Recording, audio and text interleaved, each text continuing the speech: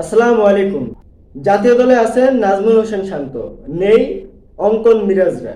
গতকাল বিসিবি পাকিস্তানের বিপক্ষে সিরিজের জন্য যে টি-20 দল ঘোষণা করেছেন, সেই দলে আছেন ঘরোয়া টুর্নামেন্টে সাইড বেঞ্চে বসে থাকা, দলের জায়গা না পাওয়া, একাদশে জায়গা না পাওয়া খেলোয়াড়টা নাজমুল হোসেন শান্ত ঠিকই দলে আছেন। কিন্তু দলে নেই নিয়মিত পারফরমেন্স করা মেহেদী হাসান মিরাজ, অঙ্কনরা।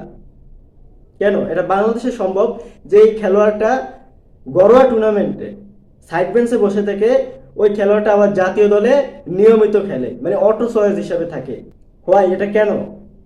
যে এবারে বিপিএলে সবচেয়ে কম বলে 50 করেছেন মাহিদুল ইসলাম অঙ্কন, সেই মাহিদুল ইসলাম অঙ্কন জাতীয় দলে নেই এবং ফিনিশিংয়ে সে কিছু দুর্দান্ত ইংলিশ দেখিয়েছেন, যা মানুষ মানে আমরা যেটা বুঝেছিলাম যে সে অটো চয়েস হিসাবে টি-20 দলে থাকবেন, কিন্তু দিন শেষে সে টি-20 দলে জায়গা হয়নি।